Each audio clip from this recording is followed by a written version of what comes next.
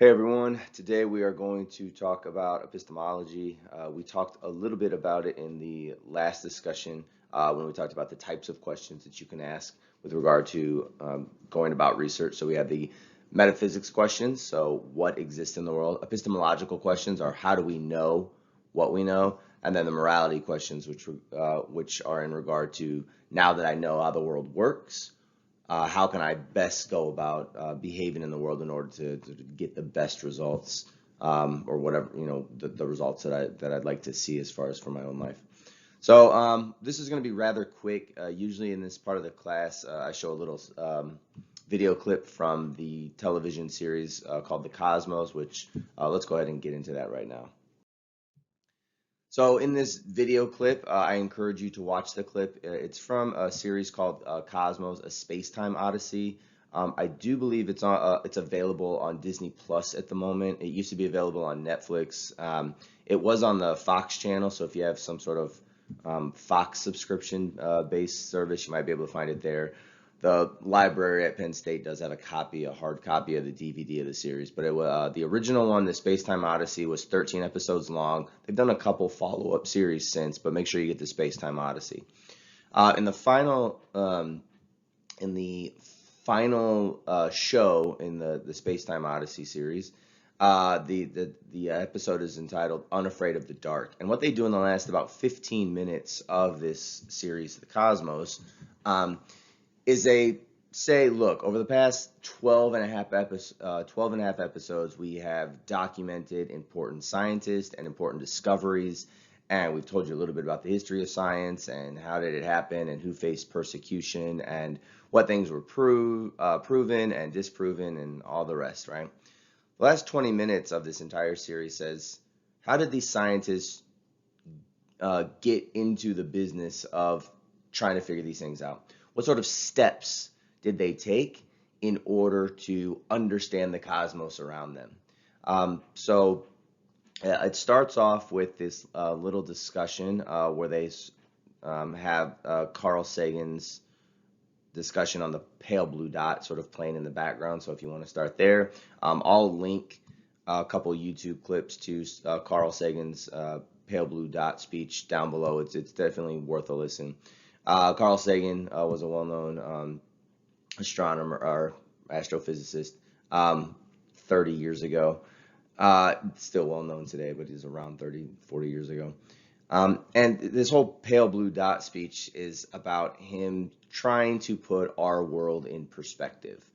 So we are this tiny pale blue dot amongst this, semi-average solar system on the sort of outer ring of this Milky Way galaxy, and we are one among trillions of other galaxies. And so he tries to just introduce some humility into scientific exploration. So go ahead and give it a watch.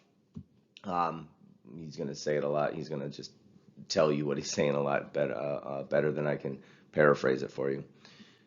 After Sagan gets through this section in this Cosmos episodes, Neil deGrasse Tyson, who's probably well known to many of you, goes through this little section where he says, okay, now that we sort of established that we're on this pale blue dot, he's like, how did scientists better understand where we were and, where we came from and, how the universe works?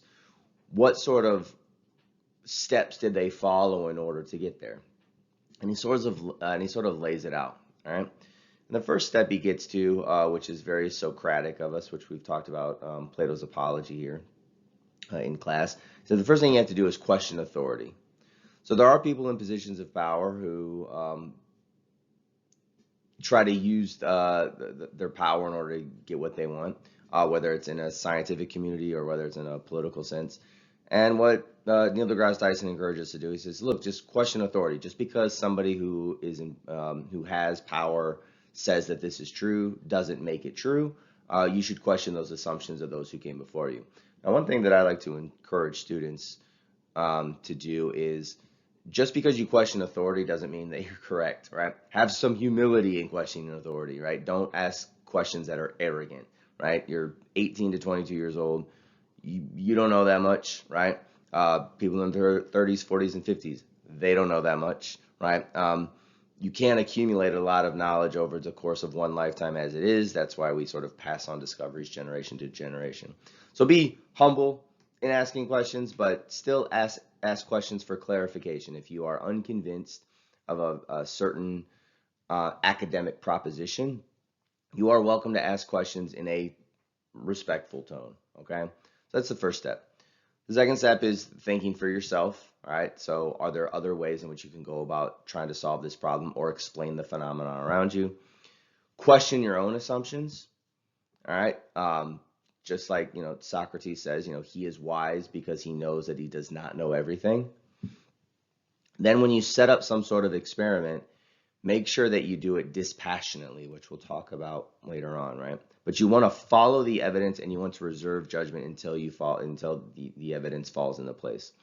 So when we talk about the scientific method, things are like, observe it, right? Observe the world around you, right? Describe the world around you, analyze it, and then make some sort of conclusion. Don't walk into an academic discussion already putting your entire conclusion on the table. Right? Say, I have some assumptions about the world. I'm going to question those assumptions, and I'm going to try to set up some sort of experiment or research project. And then I'm just going to follow the evidence very dispassionately, where I am unmoved with regard to what the conclusion is, and I'm just going to try to reserve judgment and come to the best conclusion. And always sort of recognize that you can be wrong, right? And you probably will be wrong on a lot of things. Nothing is more frustrating than meeting a person who's been in academics, a professor, for instance, for 20, 30 years, who has never come out and admitted past findings of theirs that have been wrong or inaccurate or need to be, thought over again.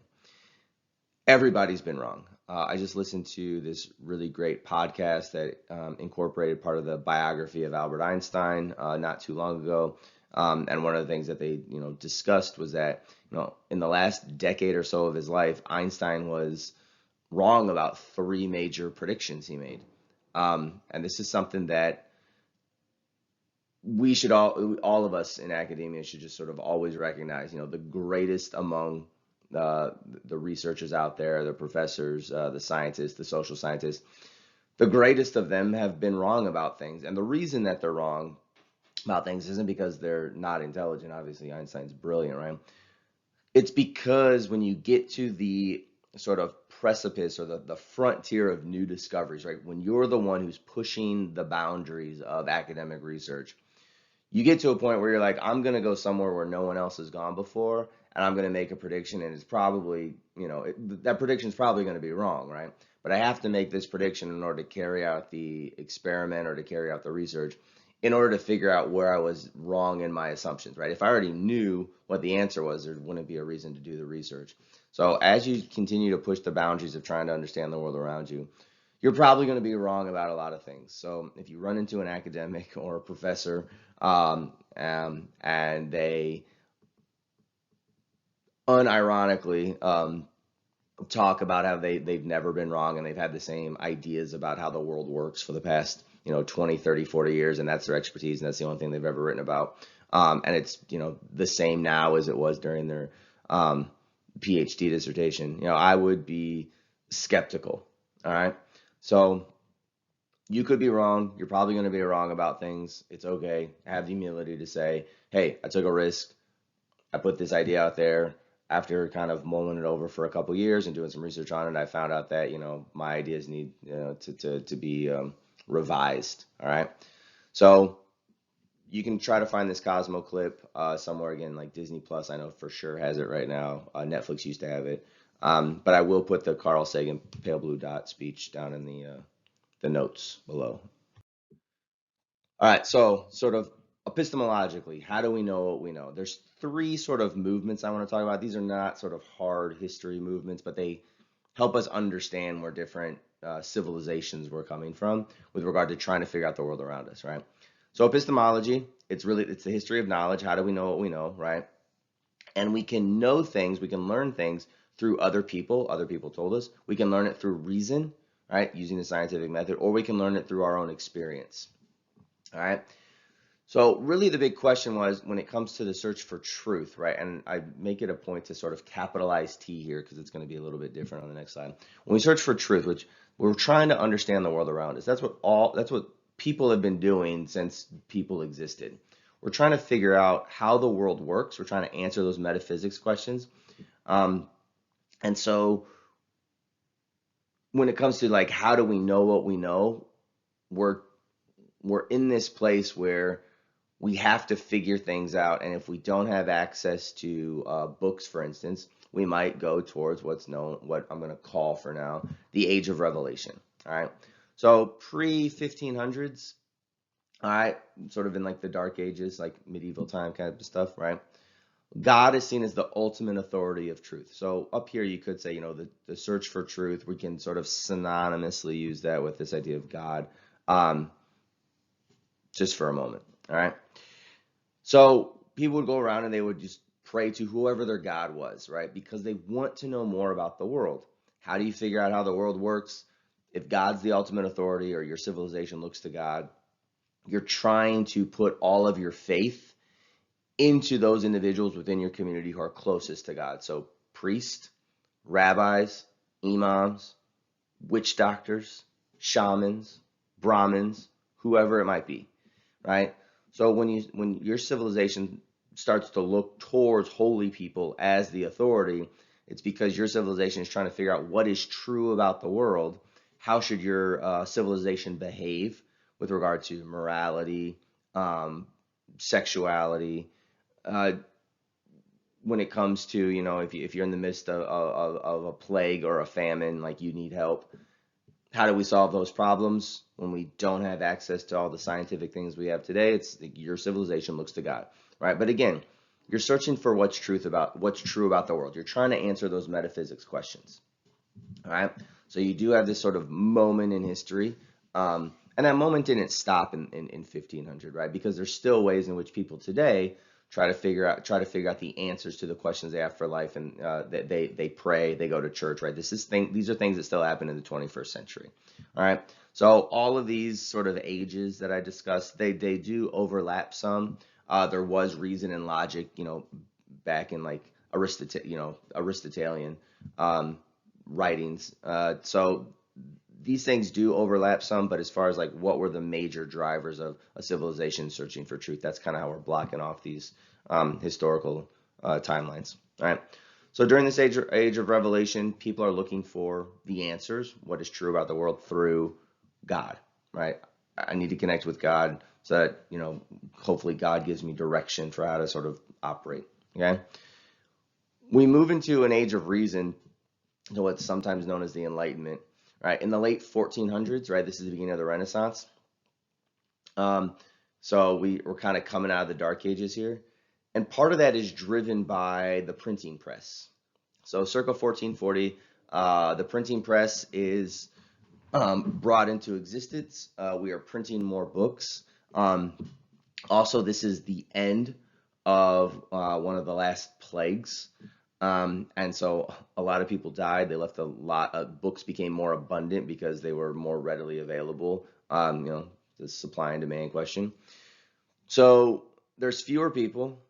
Some of those people kind of have books. They kind of leave those books out there. People start taking an interest in reading. They start to become more literate. Gutenberg creates this printing press, right? The publishing of books is ramped up. All right. So as books become more available, literacy starts to spread more, right? And what happens, the thing that happens is when we have access to books, I can start debating people who are miles away from me, right? No longer do I have to have some sort of face-to-face discussion with a person, and it's only like a one-on-one debate about how the world works. But what happens instead is I might write a book, and that book goes out to 1,000 people instead of just one person. Those 1,000 people read my book. Some of them like it, some of them don't. The people who don't, they have the ability to write some sort of follow-up book or some sort of book that argues against the conclusions of my book. So as books start to disseminate, more people have access to engaging in the academic debate with regard to how the world works, right? And that's largely what academia should be now. So when we talk about APA citations, I know I harp on it a lot. That's the purpose of citing things in your papers for class. You're citing other academics to say, I am a part of this conversation because all of us, the 50 people that I cite, we all can't sit down at a table and hash this out. So when I write a paper, don't think of it as writing a paper. Think of it as, this is the argument I have, and these are the other scholars that I am engaging in that argument with regard to the citations that I've listed. Some of the citations I list obviously are going to be there to support my thoughts. Some of the citations I list, I purposely list them because I say, so-and-so has made this point. I disagree with so-and-so, but I understand it by writing it out. And now I'm going to tell you all the reasons why I think that this person is incorrect in their thinking with regard to this particular subject matter. So when it comes to APA citations, you need to cite people that support your point, as well as you need to cite people who disagree with your point, for the purpose of letting people know that you are a well-rounded, that you have thought about this topic in a well-rounded fashion. All right. So when the printing press comes out, books become available, people get more engaged in these debates. Specifically, right, if we get back to this idea of God becomes more accessible to everyone in the debate because because Bibles are being printed more often, right? So in some parts of Europe, owning a Bible was seen as heretical and punishable. And the reason was this: if I'm the Pope or the head of my local parish, if I have the only Bible in town, I get to read it, right? Mostly in Latin. So if you keep people illiterate, you say, these people don't know Latin, but I'm only going to act like this is all in Latin and I'm going to interpret it for them. If I'm the only one who gets to interpret the book, I just get to tell my parishioners, this is what God actually wants you to do. And they say, I want to debate you. And you say, sorry, you don't have access to the book. You can't read the book. All right. When Bibles become available, the priest might read the book and all the parishioners start reading the Bible as well. And then they start looking, it's like, hey, here on page 508, I think you and I have a disagreement with regard to the interpretation of that particular scripture. So when common people start to have access to Bibles, they get to start debating the interpretation of the Bible. No longer are the priests the only ones who get to hold the Bible and tell the parishioners what the Bible says. In the United States, you can think about something similar with regard to how it was illegal to teach slaves how to read, right, down in the South. So, if the master of the plantation has access to the Bible, he doesn't want his slaves to be able to read the Bible because they might read the Bible and say, hey, I don't think God wants you to, hold us in bondage anymore. We should probably free us, right? So the more access that people have to information, the more able that they are to engage in debates. No longer is it just one person's interpretation of a text, but everybody gets access to the books, and now we can all debate what the text actually means. And that threatens people in positions of power. If people in positions of power are the only people who have the books, right, and specifically in this early stuff, the Bible, right, is the book, right, you just have to trust them, that they say, this is the will of God, I guess we have to go this way. If you let everybody have access to books, and specifically the Bible, now all of a sudden they get to engage in the debate, all right? This creates the age of reason. Now people have to sort of think through things instead of just accepting them dogmatically. So this is one of the things when I stress reading a lot in all of my classes, and this is probably one of the biggest reasons why, because I don't know why you as a thinking adult would want other people to tell you how to think. The only way that you can think on your own is you have to read all of the books, right? So if you have questions, so if you want to think originally about God, right, about the universe, about like social issues, right? If you want to think for yourself on issues of poverty and welfare, which was my PhD dissertation, racial issues, right? If you want to think about gun control, abortion, like if you want to have original thoughts about this, it's like you have to read the books on these topics, right? I can come into the classroom and just tell you what I think on these topics, but if you don't read it for yourself, then you just have to trust me, the person in authority here, right?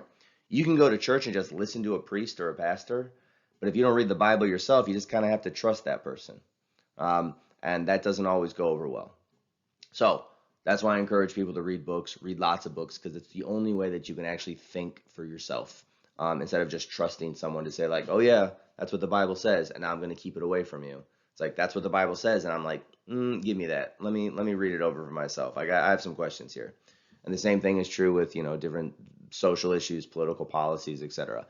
Let me read it on my own. I can come up with my own conclusions. Maybe you and I have different interpretations of the same text. Then we hash it out in a debate. All right. Yeah. So people want to understand the world, so they read books. There you go. So that's kind of the age of reason aspect here, right? Lots of literacy means more people can engage in the debate. All right. Now we move to what we're gonna, this is just for to make it easy, right? The search for truth with, and we're going to put a lowercase t here. All right.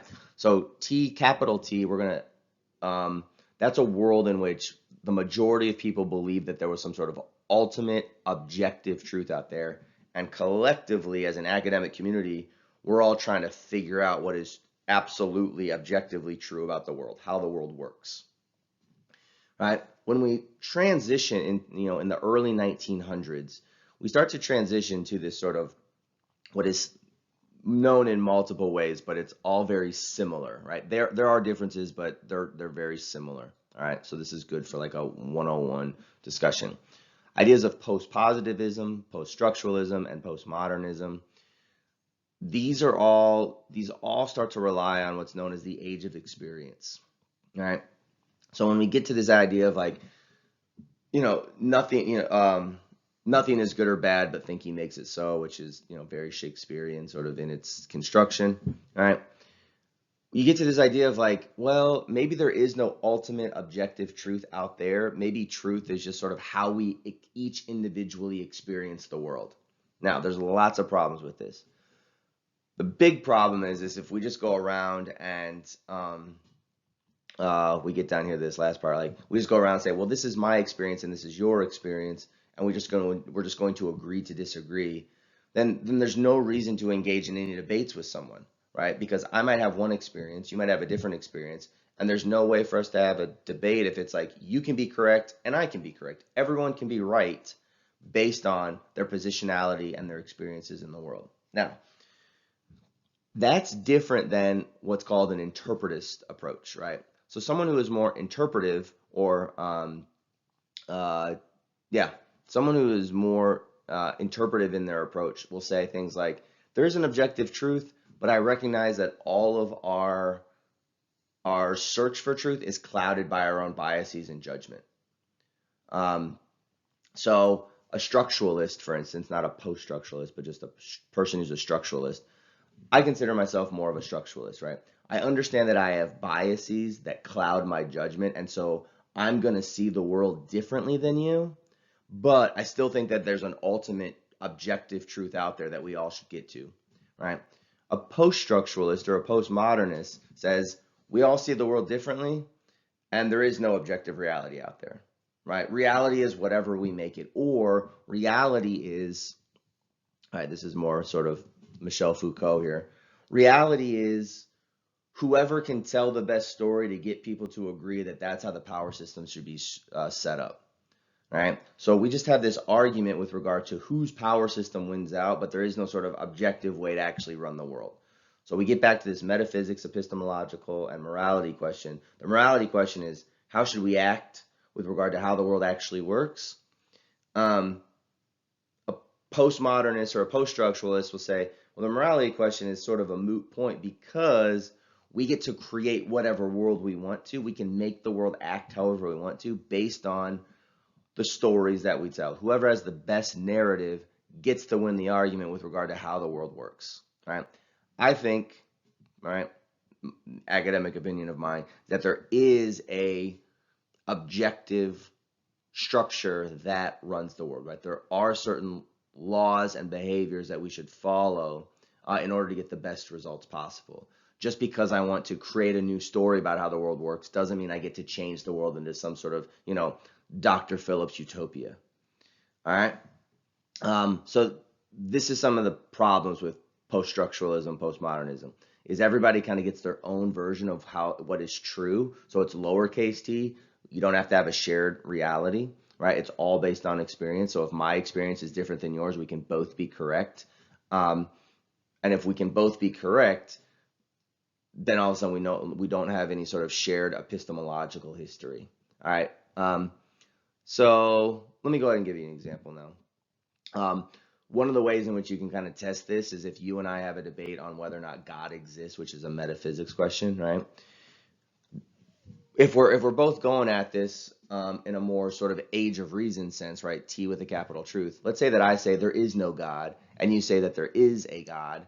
You and I argue, but at the end of it, it's like there's only one correct answer. Like God exists or God doesn't exist, and you and I have to sort of debate back and forth, offering evidence as to the existence of God.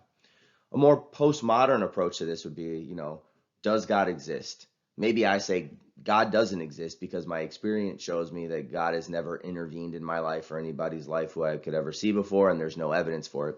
You might say God does exist because in your experience, you've prayed and miracles have happened. A postmodernist would say, well, you're both correct. God, so the answer is yes and no. God exists and God doesn't exist because based on your experience, you can have two different realities with regard to understanding, whether or not God exists. I think that is an unsatisfactory exercise for an academic question, right? And you can do this question, in multiple ways with regard to, the existence of God or, how the world should or shouldn't work. When we start asking questions about the world, when you have contradicting questions, or contradicting answers, a postmodernist can jump in and say, well, you both can be correct, just one of you give a better story, and that's the story that the rest of us are going to go with. I argue that we both have different conclusions, we both have different answers. One of those answers is objectively true, and we should continue to debate it because we need to figure out how should we move about within the world based on how the world actually exists. All right. So a couple items here from the Age of Experience. This is Frederick Nietzsche, right? So Nietzsche has this quote that you've probably all heard before, where he says, "God is dead." Most people don't follow up with the quote. The end of the quote is, "And we have killed him." So, Nietzsche's idea is like, and if you can bear with me, substitute the word God for just truth, right? So even if you're an atheist, you can play along, right? So if you're just saying, look, ultimate truth, there's, whether you call it God or, the laws of the universe, in a mathematical and physics sense, right? There's something that is objectively true out there. Nietzsche laments this and says, look, God is dead. We killed off this idea of ultimate truth. And so there are no more moral facts, right? There's nothing that is sort of concrete moral anymore. We can just sort of make our own reality, right?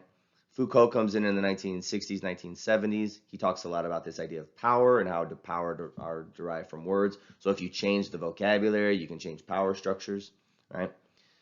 Nietzsche gets to this point where he says, look, if there is no God, if there's no ultimate truth we're going for, how do we structure the world? And the short answer is like, well, the strong man wins, right? And we kind of saw this in the 20th century, right? There's the rise of a lot of strong men in the 20th century, from Hitler to Lenin and Stalin. Lenin was the first of post-Russian Revolution, and then Stalin takes over after Lenin dies. You have Mao, you have Pol Pot, right? You have people around the world who embrace this idea of, I get to be the ultimate voice on how the world should operate, and so I'm going to just keep implementing my utopian vision, come hell or high water, right? And too often, right, the 20th century was extremely brutal, right? 123 million people estimated, might be more than that, end up dying around the world because there are these sort of strong men who take over and say, I'm going to implement my vision of the world, whether or not that's how the world actually works, right? So I'm going to kill off this idea of God, right, or ultimate truth. And I'm just going to sort of make this world of materialism, which physical material is the only way we judge values. Can I make a utopia for myself? And if there is no sort of capital T truth, everyone has their own lowercase t truth, this becomes moral relativism, right? So there are things that are moral and immoral. If I think that something's moral and you think it is immoral, we no longer debate as to what's the best way to proceed, but instead people just say like, well, live and let live, don't judge other people, both people can be correct. and you can sort of see the problem of living in a society where everyone has their own ideas of policy, of morality, of values, of beliefs, of how to structure the world. If everybody comes to a different conclusion and everybody's right, it's going to be rather chaotic. And what ends up happening is that the person who's the strongest person with the biggest army behind them, they're going to start killing off everybody else so that their vision of the world can manifest, right? So if you have an epistemological tradition that is rooted in the age of reason and says, look, here are the rules we're going to follow to try to figure out the world, and let's call it the scientific method, right? Here's the scientific method. Here's the set of rules that we have to follow in order to figure out the world. And if you don't follow the scientific method, if you don't follow these rules with regard to academic inquiry, debate, evidence-based conclusions, if you don't follow those, like, we're going to argue with you on paper in scientific journals, right? But it's all about the entire academic scientific community trying to figure out how the world operates. If someone says, no, our epistemological history is based on experience, we don't have to follow the scientific method. It's just however I think the world should work, that's the way the world is going to work for me. Now all of a sudden I get to take the scientific method, I get to throw it out the window, I try to create the world that I want, and if anyone gets in my way, I get to mow them down, right? And quite literally, right? Especially when we get to some of the bloodbath that was the 20th century, all right? So what is your epistemological history? Is it based on the age of reason, scientific method, or is it just based on experience? And if two people have different experiences, the person who's bigger and stronger, they get to run over the weaker people, all right? Even if their conclusions are academically unsound. All right, so this is why I urge you to stay committed to the age of reason, right, via the Western canon, also sometimes known as the academic canon. I have another video down below that talks about the academic canon that you need to watch for class today. If you're not in my class, you should watch it anyways. All right, so I'll have two links down in the notes below. One is Sagan's Pale Blue Dot. Make sure you check that out, as well as my discussion on the academic canon. That's below as well. And I will see you next class period.